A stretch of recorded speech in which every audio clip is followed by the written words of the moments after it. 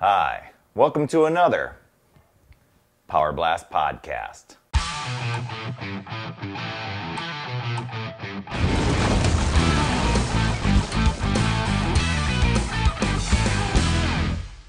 It's continuing. Muscle confusion is continuing. You felt my back. I don't know. It wasn't pointed to the camera right. In the third phase here of P90X2, and I liked the workouts. I was a bit fearful, but after trying, these are called the P.A.P, the post, what is it called? Post-activation potentiation, something to that effect. Talked about it in a past podcast that Tony had done with his one-on-one series, and you kind of go and do some sort of strength workout, and then you follow it by an explosive movement, and then there's another, another one that you just may hold in an isometric type of thing. So they call these complexes where they're kind of a bundled series of moves. Usually, well, in my experience here, has been kind of some opposing muscle groups, at least for the one I did today. Between exercises where, one of them you might be doing some sort of, pull-up type of thing, and then you're doing a press sort of thing. So, a little push and pull. But, and that's what I'm going to talk about today, the P.A.P. upper. Now, I'm in, maybe my third week here of doing these workouts, and I really like these. They kind of remind me, because I'm a big fan of the core synergistics in P90X, and while this isn't necessarily core synergistics, there's just such a variety of movements and combinations that, it kind of just really keeps the variety flowing. The challenge in these workouts is that you do a series of 4 exercises, 4 moves, so you've got that strength move, and then you've got that really intense explosive move, and then you've kind of got this, kind of the opposing move of well, I won't say that that's the general rule, but you'll have like a third move that may be a strength, or there was a core one in there, and then some sort of, another stability type of thing. I know I'm just kind of babbling here, but first series of the upper, you're going through and you're doing these renegade rows, just doing a push-up and then pulling and stuff like that. And then you're doing these plyo push-ups, bam, bam. And you go from move to move to move. And then the next thing, you've got your feet on a core ball and you're just holding yourself in plank for, no, not a core ball, a med ball. So really small area for your feet, and you're holding that for like a whole minute, and then you're on the floor holding yourself in Superman, and they've kind of upped the ante on Superman. If you're not ready for it, of course you wouldn't do this, but you're holding, I grabbed one of the Les Mill pumps, weight bars that we had, barbell, but I did have to drop that, after a few times and just go to like a resistance band just to kind of hold my arms out. And so you do that, you could do a series of 3, that cycle of 4, they call it a complex. So you do that complex 1 time, 2 times, 3rd time, you're like, oh. And then he has you do it a 4th time. There's the struggle. There's where the strength. Sometimes you have to adjust your weight a little bit. Sometimes you have to check your ego at the door. But you bust through it. Then there's a second complex, 4 moves as well. Towel pull-ups. I know you can't see the top of my pull-up bar, but I am still really trying to push through this shoulder thing.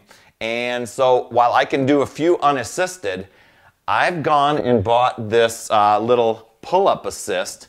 I don't know if you can see it or not, but it's just kind of a little thing that just kind of clasps on the top of your pull-up doorway thing, and you strap your foot in there, and I'm actually just going to set this on the floor. You strap your foot in there, and it kind of just gives you just a little bit more, less resistance, less body weight, but you aren't relying totally on your leg like you would in doing it using a chair, or at least in my experience in using a chair. So that's kind of a cool thing. So then you get done with that towel pull up, you know, and that's, you know, there's some, you don't have the stability of locking yourself in. You know, there's a little bit of wiggle room in there. And I have a real tough time holding on to the towels. I don't know if that, you know, stems from the wrist stuff or not. But then you come back and you're doing these little pikes, these little sit-up types of things, holding a med ball as fast as you can. And then the next thing you know, you're doing some sort of dumbbell press, but instead of, you know, standing there and just pressing up, you are you've kind of got yourself not off balance like in the balance workout stuff. You're bracing yourself, but you're just on one foot and you're pressing against kind of a step-up stool, and then doing your press, and you're actually doing these hammer curls and then pressing down and then and that way, and then you get to a mobility type of exercise, but it's not like you're kind of doing these roller angel things, but Tony has you kind of, you know, bending your wrists back and then kind of bringing down. You'll be able to see the footage here. But for me, that move, you know, I can get there, but when I have to get over my head, boy, the tightness in here. Now, I know that there's a little bit of arthritis in this shoulder. Maybe that's what I'm feeling, maybe not. I don't know. I'm hoping the joint support formula, you know, is doing this magic in there. But getting through that complex. The workout goes super fast. I mean, it's only about 50 minutes long. I think it's one of the shortest ones in the X2 series, besides the ab ripper. And bam, all of a sudden you're done. Interesting thing about this workout, especially in that first complex, I was sweating as if I was doing an insanity cardio workout. It was just like, probably because you're just going from one move to the next move to the next move, and you know, you aren't taking any breaks in there and going, okay, now I got to recover a little bit. You go through that series of four times, and then there's a water break, and that's very short. That's like only a minute and a half, and half that minute you're starting to set up your towel pull-up station if you didn't have it set up already. So anyway, really enjoying the X2.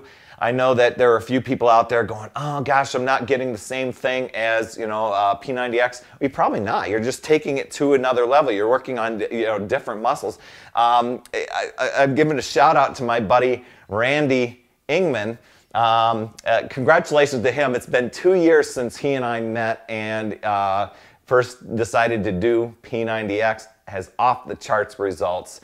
Gotten great, but he's really wanting to get the definition, you know, and I know a lot of times people are like, gosh, I want that six-pack, I want that definition, those cuts, and he's starting to see them as a result of P90X2 because of all the core workouts. I think for me, over the past years, as I started to mix and match different P90X workouts religiously every week, now, religiously, I'm going to use that term loosely, but a good chunk of every week, I would work in a core synergistics workout. I just loved it that much. Maybe that's where some more definition came from. You know, you've got a lot of underlying stability muscles in there, and those maybe help just tighten up those other six-pack types of muscles. But anyway, P.A.P, Google the post-activation potentiation. You'll have to Google that term.